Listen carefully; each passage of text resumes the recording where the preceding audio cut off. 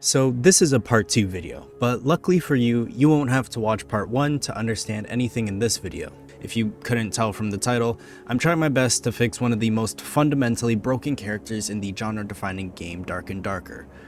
Last time we discussed the issues with Warlock, the biggest being that the way their spells/skills interact with their HP forces a specific playstyle with specific perks and specific spells, with any deviation often entailing an unreasonable amount of skill to execute for the average player.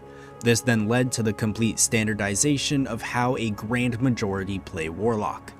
Now, this video is about cleaning up the edges, tackling things that don't necessarily need to be changed but are either awkward or I simply think I have a cool idea for because I'm a huge nerd who has nothing better to do than think about a fantasy game. I'm the Dapper Rat, and today we are going to finish fixing Warlock.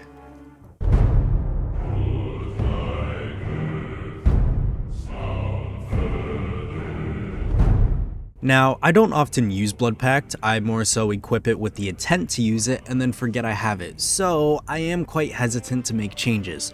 That being said, I think Blood Pact should have demon specified spells. This idea is very much a prototype, but I think it would be cool if current spells you had equipped would be changed and usable in demon form. Meaning if you had Eldritch Shield, you could get a modified version that is locked behind demon form. That or demon form simply has more spells. It's also important to note that due to demon form already losing HP over time, I think the spells should have cooldowns instead of costing HP. Now, I hear you asking, well, what spells should the demon have? And for that, I only have 2 extra ideas. First spell is simple, it's the Dark Bolt he currently has. Put it on like a 1 to 2 second cooldown and all is well. The second spell that is one that I came up with is an altered version of Flamewalker. Instead of igniting the floor beneath you, Flamewalker would instead raise pillars of black fire. This would be very similar to the Sorcerer's Flame Strike but would work as a wave coming out from the caster's body. The best example I have of this is Dracula's power from Dead by Daylight. The third spell I came up with is, as mentioned before, an altered version of Eldritch Shield. This would create a bubble about the 1/8 the size of a module that projectiles cannot pass through. This means no arrows, no Curse of Pain, no zap, but stuff like Flame Wall and Earthquake are fair game. And also, obviously, any melee weapons can swing through it and any player can walk through it. Now, to be transparent, I came up with this idea during the height of Ranger meta, but putting this on a long enough cooldown would be a cool way to engage in melee combat without too much worry of range pressure, especially in those super open modules like in Ruins.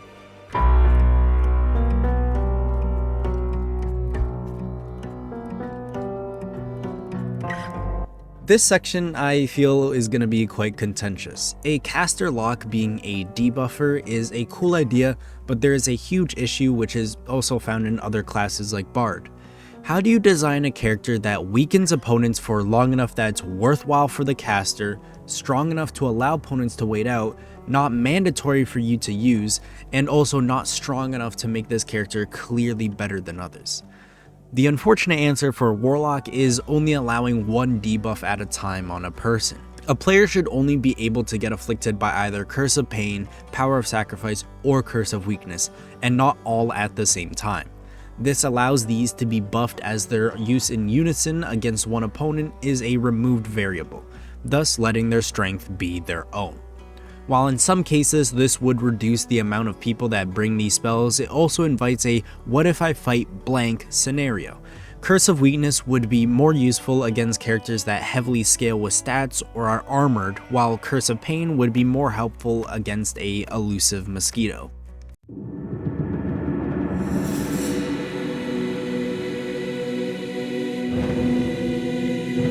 Now, there were a lot of great comments on my last video, but there is one specifically that I want to focus on.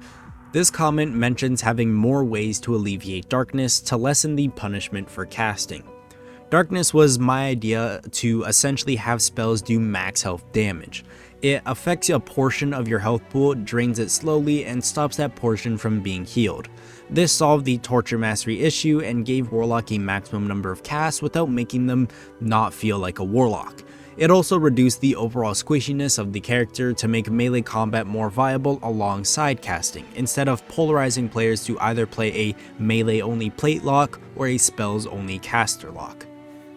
At base kit, the only way to alleviate darkness was with campfires. With my revised version of the perk Dark Reflection, it allowed darkness to be alleviated while resting, and with my revised version of Immortal Lament, it stopped darkness from draining HP unless your health bar was completely filled. There was, however, another way I wanted to allow players to alleviate darkness, as well as another idea that makes me feel silly for not coming up with earlier. The other way to alleviate darkness was through darkness shards, an already existing mechanic from Soul Collector that bolsters your player for killing enemies. The reason I didn't mention this way to alleviate darkness was because I didn't want Soul Collector to become bloated and a constantly picked perk, of which I found a solution for. The ability to collect shards should be base kit, however the effects these shards give you should be determined by perks. Having Soul Collector, as mentioned, would bolster your player in some capacity. That being said, a new perk or a base kit addition should allow your character to consume shards to alleviate a set amount of darkness. This would also have the benefit of allowing Warlocks to shed their darkness shards in case they wish to hide within the dark hallways and the darker corners within the dungeon. The second idea was simply letting Clarity Potions alleviate darkness. They give back spell count for other casters, the naming convention still makes sense for Warlock, it all works out.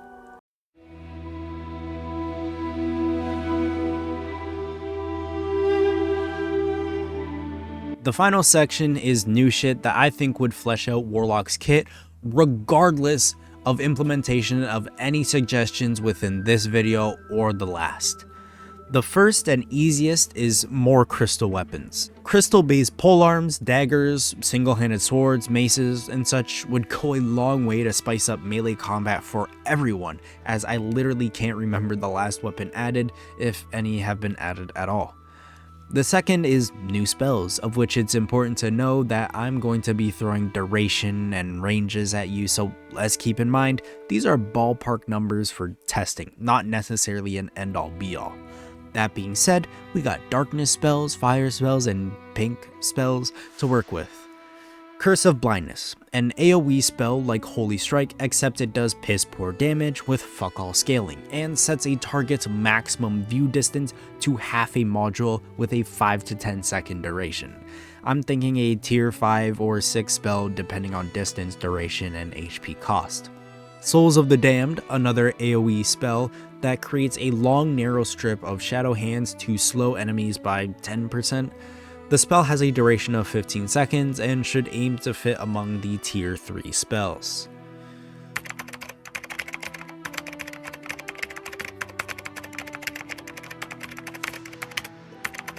Demonic Reproach, a spell that does 2d10, a spell buff that can be applied to a target. If no target is found, it applies to the caster. Successfully blocking an attack will return 10 to 15 damage and inflicts burn. Has a duration of 15 to 20 seconds and should aim to be a tier 2 spell. And that will conclude all I have for this video.